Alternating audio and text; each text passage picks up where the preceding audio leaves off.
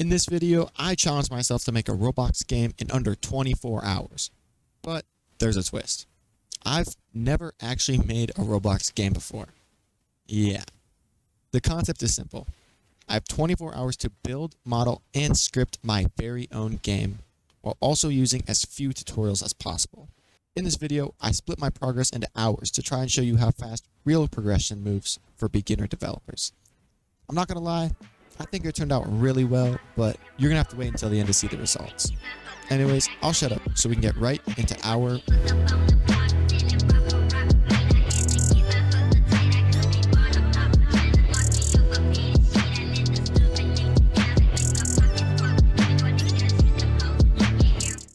I started by implementing leader stats, which we will use to track our important game values like money, multipliers, and anything else we could want. Since I had no idea how to do this at first, I had to use a tutorial for guidance. Everything worked perfectly, so I moved on to my next task. I attempted to create a button that would add money, but I quickly hit a wall and made no progress on my own. Once again, I was scrolling YouTube to find a tutorial that could help me. And I'm not very proud of how long it took, but once it was finished, I felt a huge sense of accomplishment. With that done, I applied the same method to create a second button that would upgrade a new value, the money multiplier. The final feature I added this hour was a menu that could be opened and closed with a button. This menu allowed players to view and purchase upgrades that could increase their earnings per click. Even though the design was pretty rough, I managed to build it all by myself and felt proud of what I'd accomplished so far. In my game, I wanted to have multiple upgrades, so I added a second one, except with a catch. You couldn't buy it until you bought enough of the first upgrade. Genius, I know. Along with it, I added an X button and removed the GUI button when the menu is open for a cleaner look. Following the menu production, I decided I didn't want the money to show up in later stats for now. So I created a separate stats folder to store player variables in there. You'll also notice in the menu, there's a new rebirth button. Rebirthing in this game is essentially just another multiplier the player can buy. Don't worry, I won't do that again. Hour 3 was started by rescripting my buttons to use functions so they can be called throughout the script. I also realized that I no longer wanted a silly GUI, but something the player could interact with. That being said, I stole the first rabbit out of the Roblox toolbox and connected the upgrade functions to it. I changed the colors on it a little bit and connected the second one to the second upgrade button so I could remove the GUI entirely. This would be the start to the actual playability of my game, and I was getting really excited. But I'll be honest, I didn't get a lot done in this hour, but that's okay because some hours were spent learning and optimizing my scripts instead of actually making noticeable progress.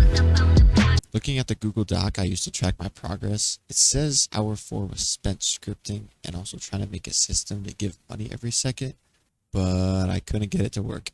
So on to hour 5.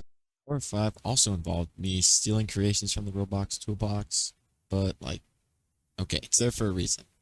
And that reason is so I can take things for free. But anyways, I took a farmer NPC and created a custom interaction text that opens a menu giving the player the ability to rebirth. During this hour, I learned a lot about connecting scripts with players and also how to calculate a player's magnitude from an object, so you can use it to enable or disable things. Oh, and I also changed the clicking icon, so instead of it showing how much money you get per click, it's just a $sign. After hour 5, I went to sleep since it was late at night for me, and I didn't start working again until around 1 p.m. the next day. For some reason, I also recorded very little of my progress after that, which is really unfortunate. Honestly, the last few hours of working on this project were really tough because there were lots of things I wanted to do, but I was still limited in my knowledge. Anyways though, I'm going to try to run through a list of everything I did in the best order I can remember. I created a second area with a city theme, and I made a wall where you couldn't access that area without hitting Prestige 5. In the new area holds a new NPC called Grace, who sells an item needed to unlock the third rabbit. I also gave her a dialogue chain, which was a really fun experience in itself. After I finished up the rabbit quest, I tried polishing up the map a little bit and adding borders so the players couldn't fall off. There were some more things I changed, but they were too minor to include, so if you want to find out, you can check out the game for yourself. I know the things I said might not sound too hard, but I spent hours trying to code and debug since I didn't want to use any tutorials because I believe the best way to learn is to problem solve and until you come up with a solution, even if it takes a long time. Now, I know I said this was made in under 24 hours, which is technically true. I started the game yesterday at 5 p.m. and now it was 8:30 p.m. But I'm estimating I only spent around 12 hours actually developing the game. That counts as a win in my book. Now I will tell you straight up, this game is not a hit game. I used free assets and basic GUIs, but what makes it special is that I made it. And if you are out there and are interested in making your own Roblox games, don't just copy some tutorial. Experiment with what you know and slowly build new things so you can really learn.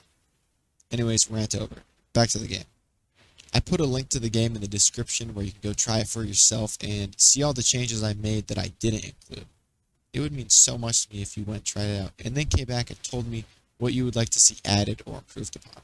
If this video gets even 100 likes, I'll make an update to it using all models created by me and adding lots more gameplay mechanics. But if you made it this far in the video, make sure to like and subscribe for future videos like this, and I really hope to see you guys again soon.